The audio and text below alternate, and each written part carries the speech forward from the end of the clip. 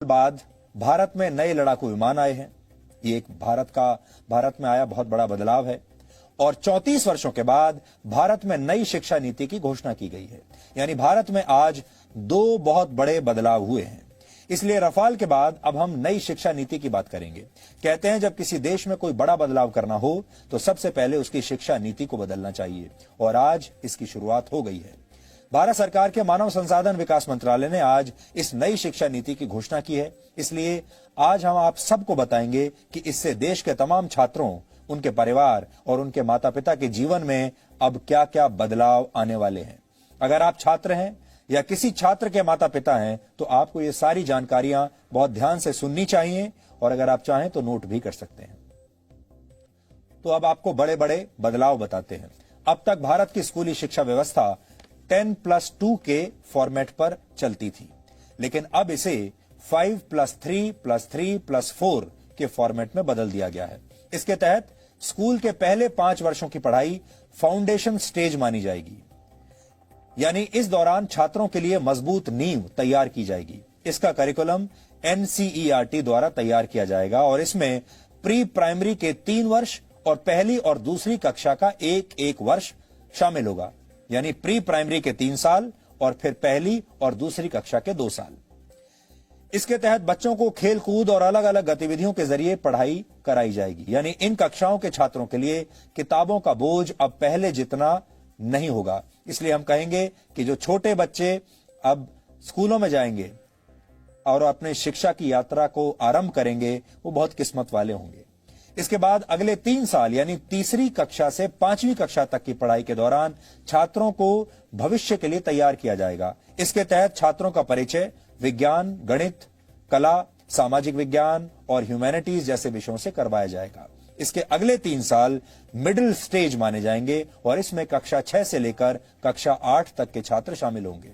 इस स्टेज में छात्रों को तय पाठ्यक्रम के मुताबिक पढ़ाया जाएगा और इसके बाद 9वीं से 12वीं कक्षा तक इस फॉर्मेट की 4 वर्षों वाली आखिरी स्टेज होगी। ये 4 साल की स्टेज होगी। इसमें छात्रों में किसी विषय के प्रति गहरी समझ पैदा की जाएगी, उनकी विश्लेषण क्षमता को बढ़ाया जाएगा और उन्हें जीवन में बड़े लक्ष्य निर्धारित करने के लिए प्रेरित किया जाएगा। लेकिन सबसे महत्वपूर्ण बात यह है कि अब स्कूलों में पहले जैसा स्ट्रीम सिस्टम नहीं होगा। इसका मतलब यह है, यानी अगर आर्ट्स का कोई छात्र फिजिक्स की पढ़ाई करना चाहता है तो अब वो ऐसा कर पाएगा, और अगर अकाउंट्स का कोई छात्र, कॉमर्स का कोई छात्र इतिहास की पढ़ाई करना चाहता है तो वो भी ऐसा कर सकता है। लेकिन संभव है कि इसके लिए अलग अलग विषयों का एक पूल तैयार किया जाएगा और आपको उस पूल से ही अपनी पसंद के विषयों का चुनाव करना होगा। यानी अगर विज्ञान के छात्र को इतिहास में दिलचस्पी है और उसके पूल में ये दोनों विषय शामिल हैं, तब ही छात्र इनकी पढ़ाई एक साथ कर सकता है। हालांकि अभी इस पर पूरा स्पष्टीकरण आना बाकी है, लेकिन पहले की जो व्यवस्था होती थी, हमारे यहां 3 स्ट्रीम्स मानी जाती थी, या तो आप साइंस लेते थे या कॉमर्स लेते थे या आर्ट्स यानी ह्यूमैनिटीज लेते थे। और अगर आपने ह्यूमैनिटीज लिया है तो आप साइंस नहीं पढ़ सकते, अगर आपने कॉमर्स लिया है तो भी आप शायद साइंस नहीं पढ़ सकते, साइंस लिया है तो ह्यूमैनिटीज नहीं पढ़ सकते। ऐसी चीजें पहले हुआ करती थी अभी तक, लेकिन अब ये सब बदल जाएगा। अब आप फिजिक्स भी पढ़ सकते हैं, कॉमर्स भी पढ़ सकते हैं, अकाउंट्स पढ़ सकते हैं, एक साथ इतिहास भी पढ़ सकते हैं और फिजिक्स की पढ़ाई भी कर सकते हैं। दूसरी महत्वपूर्ण बात यह है कि 5वीं कक्षा तक की पढ़ाई अब मातृभाषा, स्थानीय भाषा और आपकी राष्ट्रभाषा में ही होगी। यानी अंग्रेजी में पढ़ाई की अनिवार्यता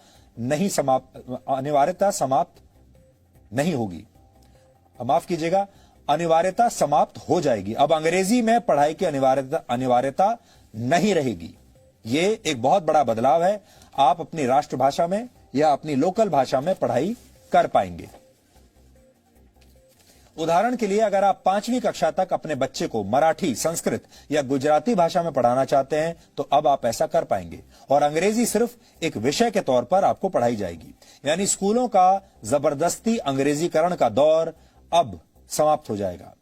6ठी कक्षा में पहुंचने के बाद छात्रों को कंप्यूटर कोडिंग सीखने का मौका मिलेगा।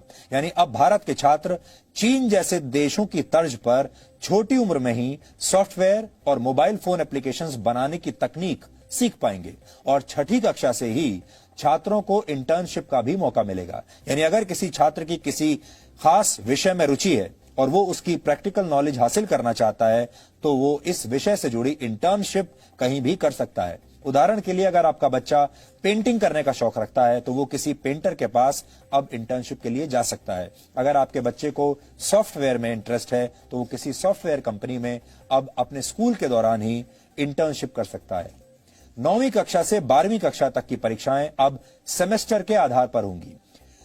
एक साल में 2 सेमेस्टर होंगे और हर 6 महीने पर एक परीक्षा होगी और दोनों सेमेस्टर्स के अंकों को जोड़कर आपकी फाइनल मार्कशीट तैयार की जाएगी। यानी अब एक छात्र के तौर पर आपको पूरे साल पढ़ाई करनी होगी और आप ये कहकर बच नहीं सकेंगे कि आप सिर्फ फाइनल एग्जाम्स की तैयारी करना चाहते हैं। इससे पहले आपने देखा होगा बहुत सारे छात्र ऐसे होते हैं जो साल के सिर्फ आखिर में कुछ समय तक पढ़ते हैं, 1-2 महीने पढ़ाई कर लेते हैं और फिर उसके आधार पर वो फाइनल जो परीक्षा होती है उसमें बैठते हैं और उनमें से बहुत सारे लोग अच्छे नंबर ले भी आते हैं। लेकिन ये वो लोग होते हैं जिन्होंने पूरे साल पढ़ाई नहीं की।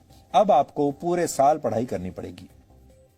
इसके अलावा बोर्ड की परीक्षाओं को आसान बनाया जाएगा और इसमें छात्रों की क्षमता पर ज्यादा ध्यान दिया जाएगा। रटने की क्षमता नहीं, समझने की क्षमता पर ध्यान दिया जाएगा। ट्यूशन और कोचिंग क्लास के जरिए रट्टा लगवाने की आदत को समाप्त कर दिया जाएगा।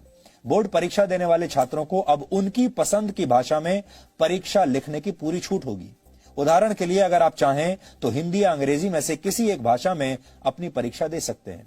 छात्रों के रिपोर्ट कार्ड्स को भी अब पहले की तरह तैयार नहीं किया जाएगा। किसी छात्र को फाइनल मार्क्स देते समय उसके व्यवहार, एक्स्ट्रा करिकुलर एक्टिविटीज में उसके प्रदर्शन और उसकी मानसिक क्षमताओं का भी ध्यान रखा जाएगा। इसके अलावा रिपोर्ट कार्ड को 360 डिग्री असेसमेंट के आधार पर तैयार किया जाएगा। इसमें छात्र खुद को भी अंक देंगे, यानी अपना खुद का भी विश्लेषण करेंगे। विषय पढ़ाने वाले शिक्षक भी छात्र को अंक देंगे और छात्रों के सहपाठी भी उनका आकलन करेंगे। कॉलेज में पढ़ाई करने वाले छात्रों के लिए भी इस नई शिक्षा नीति में बहुत सारे बदलाव किए गए हैं। इसलिए जो छात्र अब कॉलेज में इसके बाद जाने वाले हैं वो भी ध्यान से अभी देख लें।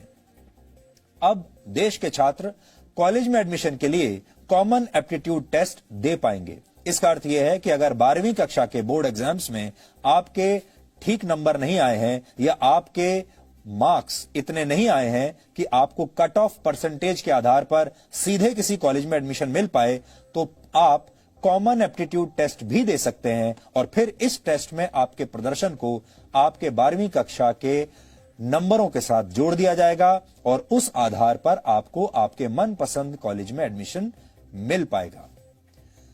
ग्रेजुएशन की पढ़ाई को 3 और 4 वर्षों के कोर्स ड्यूरेशन में अब बांट दिया जाएगा।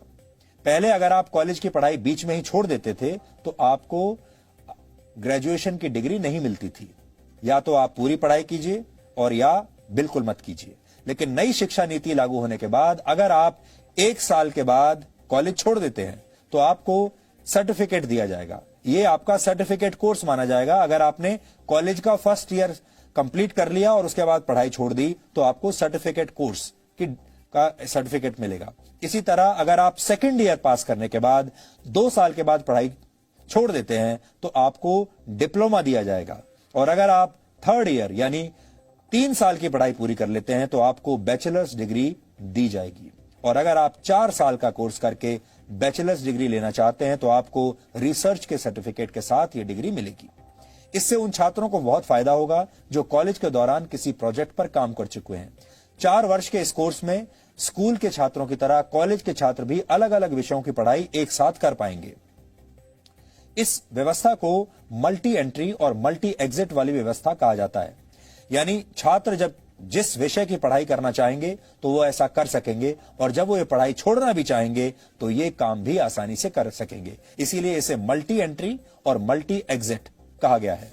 आप जब चाहे एंट्री ले सकते हैं और एग्जिट भी कर सकते हैं जब चाहे। इसके अलावा एक एकेडमिक बैंक ऑफ क्रेडिट बनाया जाएगा।